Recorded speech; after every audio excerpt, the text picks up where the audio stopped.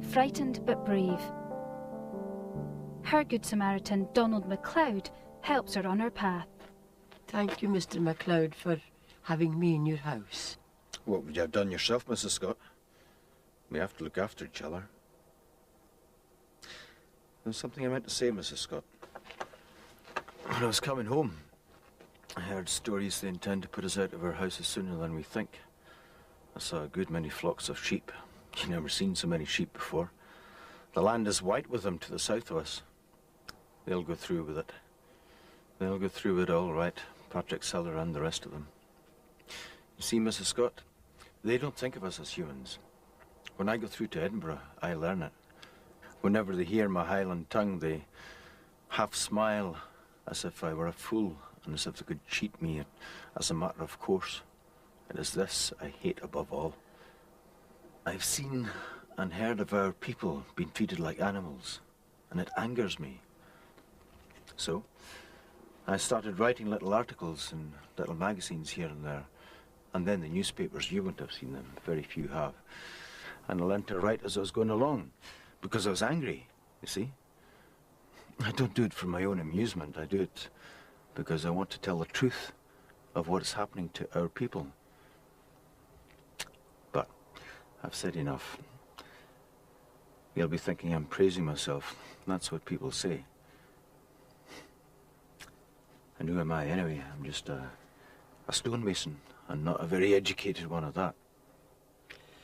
Did the man on the white horse come to see you too? Patrick Seller, you mean? I'm one of his marked ones. Yes, he came to see me. I told him to leave. But he'll be back all right. And now, I must carry on with my writing. I'll end up in exile yet, but I'll tell the truth before I go. What makes Donald MacLeod a significant figure in this novel? The Donald MacLeod we meet in this scene is more than just a Good Samaritan. Don't call me a good Samaritan. I'm not doing it because some scripture tells me to cross the road to help your neighbour. I'm doing it because it is every man's duty to help one another. Going to church doesn't make you a good person. It's how you value other people. But you and your family are almost outcasts in your community. That's where your principles have led you. I can only speak the truth as I see it. I'm fully aware that my family might be driven off the land.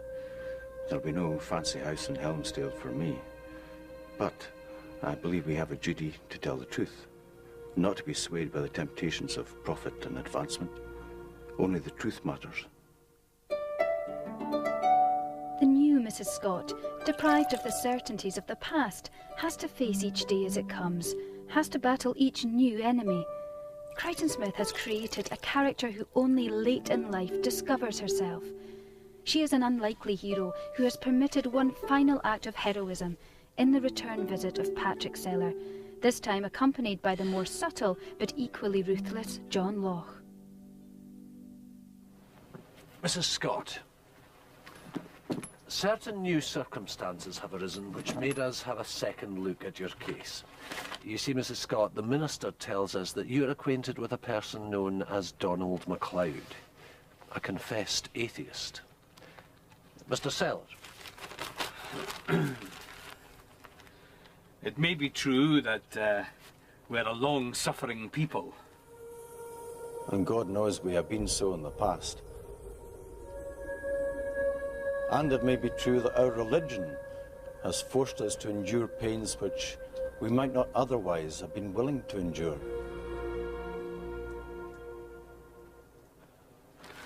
I need read no more.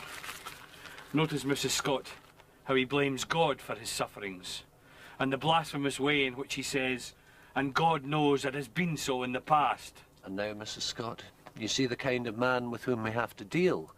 One who slanders the dead and mocks God. One other extract will suffice, Mr. Seller.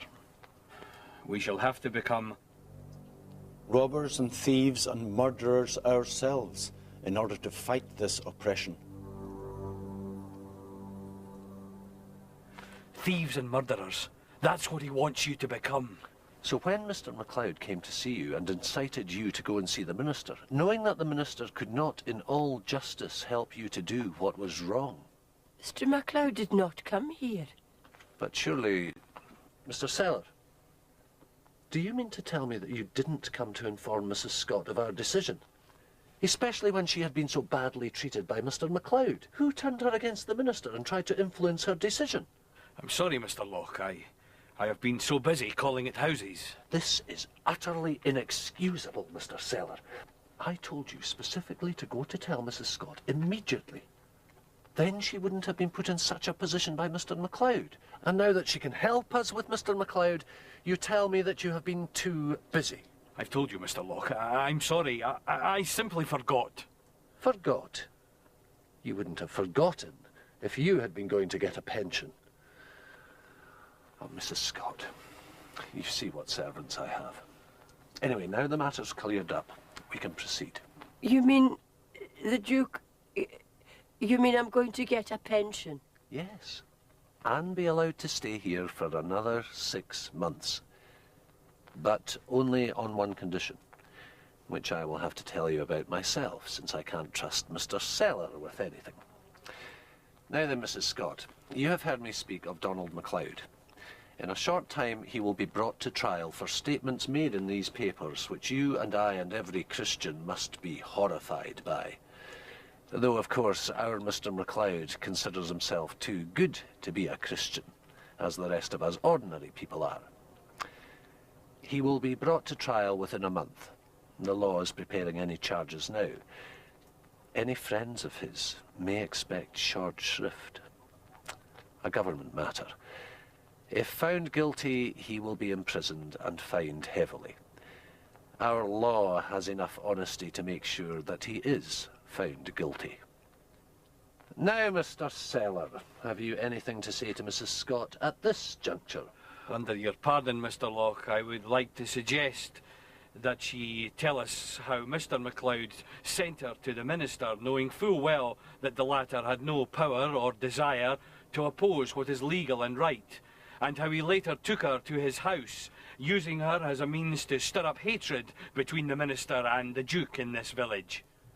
Mr. Sellar has some papers for you to sign, Mrs. Scott, and then you'll have nothing to worry about.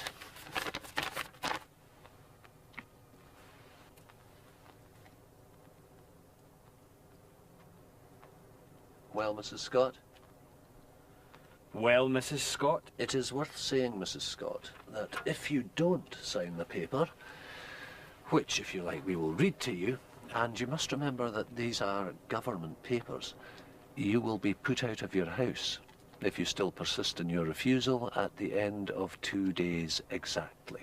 Mrs. Scott, we can't wait much longer. Mr. Locke has much to do.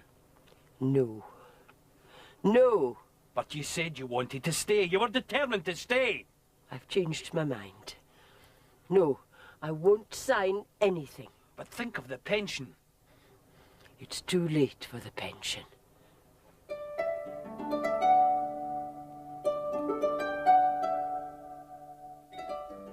In a single word, no. Mrs. Scott defies falsehood and asserts truth. Truth is the central theme of the novel. Mrs. Scott refuses to play Judas, to betray the good man, Donald MacLeod. This is a woman who's thrown off a repressive doctrine and found the freedom to love, to care. It's a kind of victory. It's not a happy ending, but it offers hope. Consider the lilies of the field, how they grow. They toil not, neither do they spin. And yet I say unto you that even Solomon in all his glory was not arrayed like one of these. It is skettig. Waarin Jefshaw. O charm of glow is toch gevallen, mocht die